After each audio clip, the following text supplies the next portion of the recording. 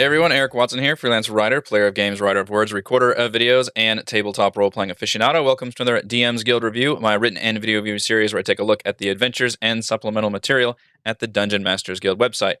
With this video, I'll be reviewing the DM's Guild adventure, The Lamenting Lighthouse by Sven Truckenbrodt for Dungeons & Dragons 5th edition. A review copy has been provided for the purposes of this review. If you enjoy my videos, consider using my affiliate links for your DM's Guild shopping and supporting me via patreon.com/roguewatson.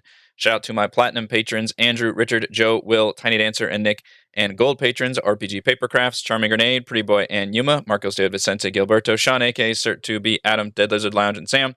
Thank you all very much for your support.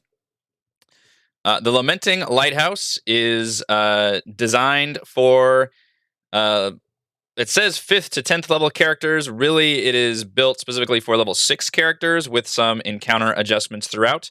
As you can probably guess, it is a dungeon crawl around a lighthouse. This is a really fantastic artwork cover page, by the way. This is the kind of art that I'm tempted to wonder if the designer actually just saw this artwork and was compelled to write an adventure based on this piece of art, because that's totally how I feel about it. It is just, like, I want to explore this area so badly. As my fantasy character, not for me, because this shit looks haunted as hell. The adventure hooks are a little tricky because as a lighthouse on this very, very tiny, like, outcropping of an island, your team party pretty much has to be on a ship. So obviously it would be great for Ghosts of Saltmarsh or a Call from the Deep from the DM's Guild, any kind of ship-based campaign, or just a period of time while your players are on a ship. And it doesn't really offer too many adventure hooks outside of that. And there's no shipwreck involved or anything. You just kind of have to you're caught in the storm. This lighthouse isn't working. You need to make it into the harbor that the lighthouse would normally let you navigate your ship with. But it's been turned off. The captain's very concerned, and the players are sent to investigate. That is the impetus here. It's a pretty small, tiny dungeon crawl. The actual product is like almost 50 pages, but a lot of that is like monster stat blocks and magic items and handouts and stuff. The actual story is only about a dozen pages, and it's very, very tiny. It very much reflects pretty much just the lighthouse and the surrounding area. I think it does a pretty good job of stacking a lot of content and encounters in there, obviously very undead heavy. And there's an impressive amount of backstory in terms of how this place came to be so messed up, which I enjoyed, and I thought it was setting up a really interesting potential series of social encounters with some of the undead, but it really squanders that opportunity, which is a bummer. And one thing I really like the way it's organized is it goes through and mentions the three pillars of gameplay for D&D, which is combat, exploration, and social. So those are kind of three different ways that any encounter or event can typically end up, and really how you should kind of split your time. Now, obviously, certain groups of players and D&D teams are going to want to lean heavily in some areas more than others, but I think everybody appreciates having at least a little bit of a mix. So the fact that this adventure actually acknowledges those three pillars and goes as far as to mention here's how to incorporate these different pillars into each different area makes me even more disappointed that the social part of it seemed to be so glossed over, and the potential was so great. And I'll go over it because there are specific events and characters that could have been used in a more social context instead of being just yet another fight, because it is a very combat-heavy dungeon. Now, there's nothing wrong with that. If you watch my adventures, you know that my group tends to be quite combat-heavy when it comes to a lot of scenario. So I don't think there's anything wrong with having a dungeon that is primarily hostile and dangerous, but I just think that the potential for neat social encounters, and I always love the twist of when you see a creature that's normally just a hostile, bloodthirsty thing, willing to converse, has a personality, has a backstory, that always, I think, makes these adventures and moments and events that much more memorable. So we're going to skip to the prologue here. There's a nice little kind of overview of the adventure. One odd thing the adventure does is it puts one of the important appendices at the very end of this adventure, which is the level ranges. So it's like, hey, if your team is this level, then you should use the normal rating for the encounter adjustment. If it's less than this level, which is 6, by the way, which I didn't know that until I got to the very end of this adventure. That because it says levels 5 to 10. There's a big difference between a level 5 party and a level 10 party. I get that it's all tier 2, but still, it wasn't until the actual end of the adventure, which I'll go ahead and skip to the end to show you. With Appendix E, I believe, this one, Dungeon Master's Tips, where I learned, okay, it's meant for 5 characters with an APL equivalent to 6. So a 5-person party at level 6 is considered average for this adventure. I didn't know that until I got to the very end. So I do think organization-wise, this section should have been placed at the beginning and not been an appendix at all.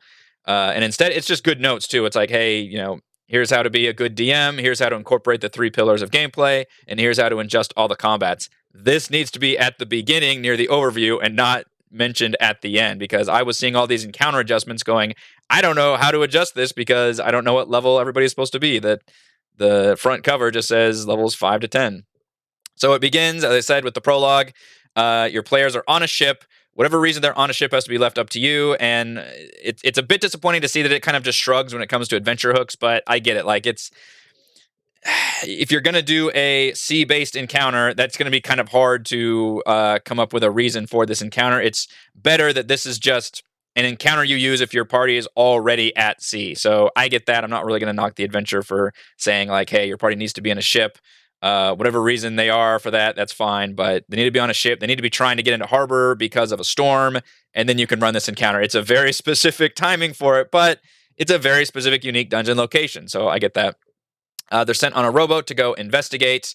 And there's a big piece of notes about Captain Roberts. Of course, the Dread Pirate Roberts is used here. And yes, I get the reference, which is another reason why I thought it was going to have more social encounters. Instead, he just turns into a monster. The backstory is this captain found the Dread Orb of Orcus, which is a unique artifact that tends to kill whoever finds it and splits them up between a corporeal undead and an incorporeal undead. So in this case, it split him up in between a wight and a wraith. And his 2 personality types hate each other and they're at war. So just listening to that premise made me think, okay, cool. You're getting this little area where there's going to be these 2 undead forces like warring with each other, and maybe the party can like ally with one against the other. And then of course they'll have to fight the last one because no undead is actually going to sit there and ally with people.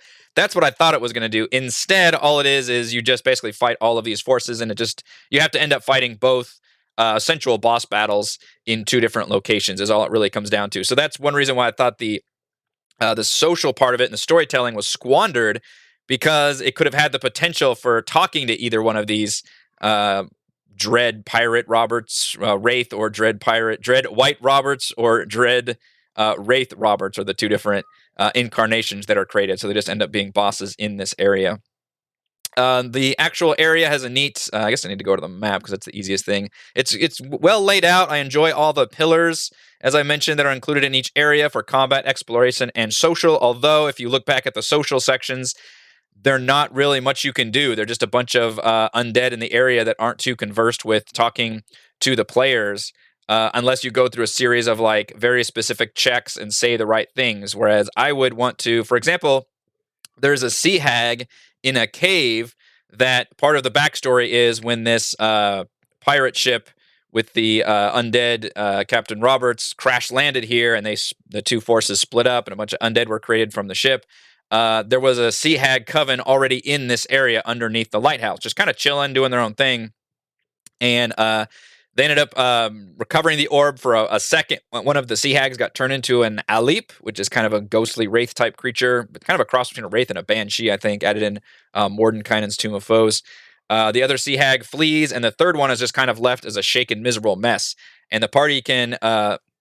essentially, the white Roberts has taken over the sea hag's lair, and then the one sea hag that's still a sea hag is still in that area. And that would have been another great opportunity for a social encounter, like, because normally sea hags are pretty social anyway. Frankly, that's kind of what they are. They're just social, monstrous creatures that try to make bargains, don't necessarily fight. But in this case, as soon as the players enter, she's so distraught that she ends up fighting the players. Now, it does mention that players can try to realize that she's at her wit's end and she might try to make a bargain, but it always goes to combat first and then is on the impetus of the players to go that extra mile to turn it into a social encounter. That's not at all how I would run it. I would run it where I turn it into a social encounter first, And then if the players want to do combat, then we'll turn into combat. Because this place is already filled with combat. There's undead everywhere. There's that one ghostly sea hag, Alip, roaming around the area, which is a pretty neat concept. It's almost treated like a dungeon hazard rather than a traditional combat, because it kind of haunts the outside area of this island and constantly uses whatever its howling whisper ability is to damage the players psychically from afar, which is a really neat concept. The players don't know what's going on until they might finally see this thing roaming around, which is neat. But there's already a lot of combat. There's buildings full of these drowned ghouls and gas. Like I said, zombies everywhere, bodies. We're not lacking for combat. We are lacking for social encounters, and it's a bummer that the first thing the Sea Hag does is just attack the players. And the same thing happens with both the White and the Wraith. The White is, as I said, in that Sea Hag layer where he just fights the players. But again, players would have to say all the right things exactly correctly in order to get him to possibly not fight the players. Whereas I would treat that again as a social encounter and try and get the players to treat it as a social encounter, just to make things more interesting. Because I think that's a cool twist, is that they find these two halves of this former pirate. They're both undead. They both have the same personalities, and their main personality trait is that they hate each other. I just think that's interesting, and I think that's something that players could try and work with somehow, which would be kind of cool. But instead, it just comes down to boss battles. The actual lighthouse is pretty much just a lighthouse. I'm kind of skipping down to get to the map section. Actually, it'd be quicker. There's a separate. There we go. This is weird because it's the maps are provided as a separate PDF, but not as separate handouts. So that kind of I don't know why they're even provided as a separate PDF, because they're just included at the end of this PDF. Like, give me these as a separate handout, so I don't have to sit here and copy this and copy paste and put that as an actual picture image that I can use. This is obviously the DM map, so I like that we have a map here. Obviously, I am not pleased that it is a black and white kind of basic grid map. There's a little bit of detail in here. I like the little stick figures down here. The ship, whenever the Dread Pirate Roberts, I always have to call him Dread Pirate Roberts, of course, crash landed, actually took out the bridge that connects these two little mini islands, so players can hop across this bridge. They can land here. I'm not sure why the text just says it's the only place they can land. Like, obviously, most players would say, well, let's just go across and land here. Why not? I guess the bridge is tall, but I don't know. I think players could climb up. It's supposed to be a thing where it's difficult for players to jump across this area and make that a challenge, but I think most players would try to work around that by just landing the ship over here. This is just supposed to be a big zombie battle and a bunch of swarm of seagulls over here. There can be some treasure. And then there's a big yard. The Hag Grotto is oddly hidden. They have to really walk across the sandbar on the outside to get to it, which seems like there should have been maybe a tunnel from topside. But I guess on the other hand, the people that actually lived in the lighthouse never did encounter these sea hags, so you'd have to be pretty well hidden at that point. I do like the DM map reveals the Alip's path, as it literally goes around the outer edge of the island and then circles around the lighthouse. So really, it can constantly fuck with the players as they're exploring the storehouse and as they're exploring the lighthouse if they don't ever actually deal with this creature, which is neat. But I do have a complaint that the maps are obviously black and white. There's not a lot of detail or anything in there. And strangely, they're not annotated. I mean, they're annotated where they have the actual titles. So, for example, yard, bridge, outhouse, and that kind of thing. But there's no numbers, which I find very odd, because the text is organized according to the number system that it uses. So, for example, the yard is number 2, the bridge and Seagull Island are number 3, the storehouse is number 4, the workshop, which is inside the storehouse, is number 5. None of those numbers are actually used here. Now, it's obvious for me to determine, okay, what is the storehouse and what is the outhouse? Like, I get that. It's kind of a minor quibble, but it does exacerbate my annoyance with the map when it's already kind of a black and white map that I would have to spruce up if I were going to use this actual map. And then it just makes it a little bit more annoying to determine, what's where when it's not actually numbered on the map, although I think the design is perfectly fine. It does make for very close quarters combat, however, which can be a bit of a challenge to run and just kind of annoying, because obviously if you've got it's something to keep in mind, if you've got a particularly big party, 6 or 7 players, I don't know how you actually battle on these maps. Like, this is 1 square equals 5-foot maps, and there are supposed to be not a whole lot of enemies. There's like a poltergeist and some specters, just some incorporeal undead in the lighthouse, because that's where the wraith resides at the top, obviously. It just seems very, very difficult to actually battle on these maps, and kind of a nightmare when you've got like stairs and elevation to work with. I don't want to dissuade people from using a lighthouse as a battle map because I think it's really cool and interesting, and the tight quarters can be very interesting, but there's something to keep in mind when it's literally this tiny of a structure. I don't know how realistic. I've never been inside a lighthouse, so I can't say, but it does seem very, very tiny and very tricky. And that's also a problem with using top-down battle maps, which is what we use in tabletop RPGs. Trying to do something that's like mostly stairs, for example, is a bit of a nightmare to do on a top-down battle map. That's not to say I don't like the idea of a lighthouse. I do. I think it's cool. Just something to keep in mind if you've got particularly big parties. This could be a bit of a headache to try and run because it is mostly combat all throughout here. And that's, again, not necessarily a complaint that I have. I like combat perfectly fine, but I just think it goes too far into combat and not enough into providing some neat social encounters with the backstory that it created. I like this backstory about this pirate that found this dread artifact and crash landed on this lighthouse, and then that evil just spilled over into everybody and attacked everybody and turned everybody into undead. But there's two forces of undead. There's ghostly undead and zombie-like undead. Like, that concept is really cool, but I would have taken that a step further and have them actually be fighting each other more actively rather than just kind of waiting around for the players to come attack them. I do like the extra things that are included here at the end, which is well, first of all, we get over a dozen stat blocks, which most of these are just pulled from the standard rules document or resource document that's got all the stats from relevant creatures that are used here. So the Alep, which is actually, I believe, from Mordenkainen's. I think the only new creatures, it does create drowned versions of undead, but I believe all they get are kind of extra notes on being in water. Otherwise, I think it's the same stat block. I think the only completely new ones are the boss versions of the Wight and the Wraith. I didn't look it up and see what regular Wights and Wraiths are like, but I believe they are not normally a CR 11 boss creature. So it's really 2-in-1 boss fight, which can make these pretty crazy, but they are meant to be singular fights with the party. So for that reason, I don't think they're that overpowered. But again, it would have been cool to have some social encounters with at least one of them. Maybe the first one that you meet wants to go kill the other one, and the other one freaks out because it has the stench of that one on them. I don't know, whatever you want to do, but could have been more interesting there. But I do like that all these stat blocks are given. I usually don't see that in adventures. They just say, hey, go to this page on the monster manual or something. Magic items are included as handouts, which is kind of nice. I don't usually see that too often. It would have been really nice to go above and beyond and had like included pictures, for example, or make it a little more attractive with the font. But I like that they have little like cutout edges where you can literally pass them out to players.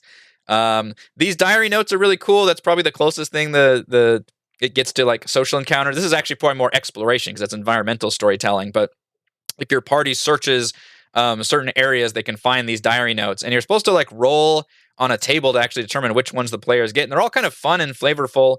Very much written from different personalities. One of them is just like, what the fucking fuck is going on kind of a thing, which is kind of funny. So, and they're actually written in a cool like font with the, pages and everything that looks like an actual note. So I do like that. That's really neat and very immersive.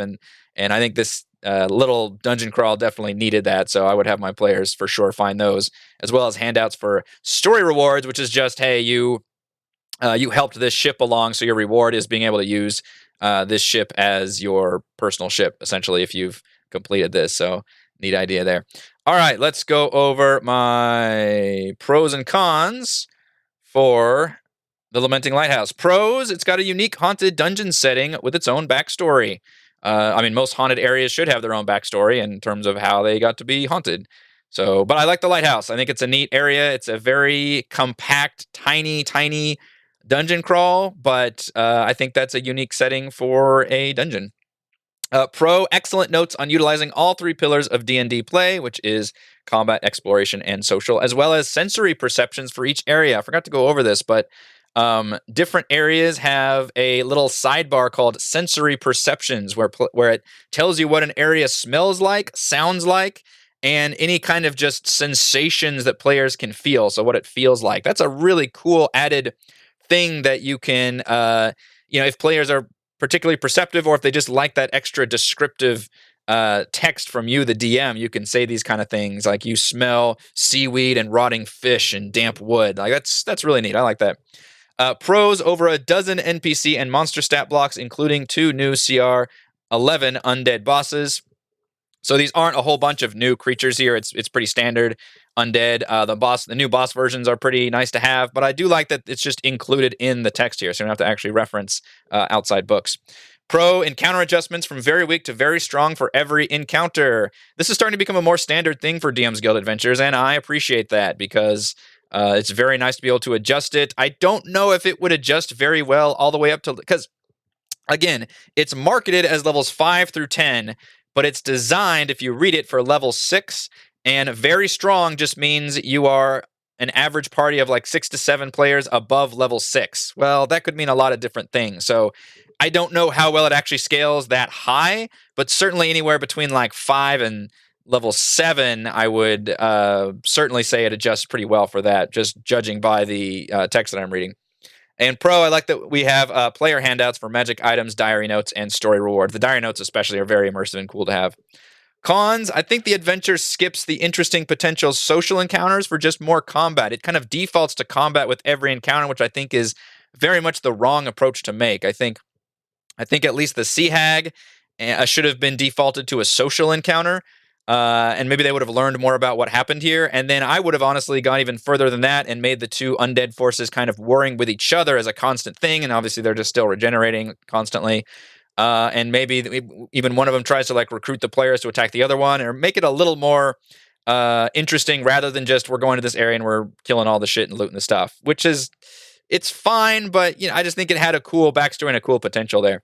And the other con is the maps. Obviously, I like that maps are included here for a dungeon. I think they should be included in a dungeon crawl, but the maps are black and white only, pretty basic, and I think they're kind of poorly annotated in terms of not having the numbers on the DM map.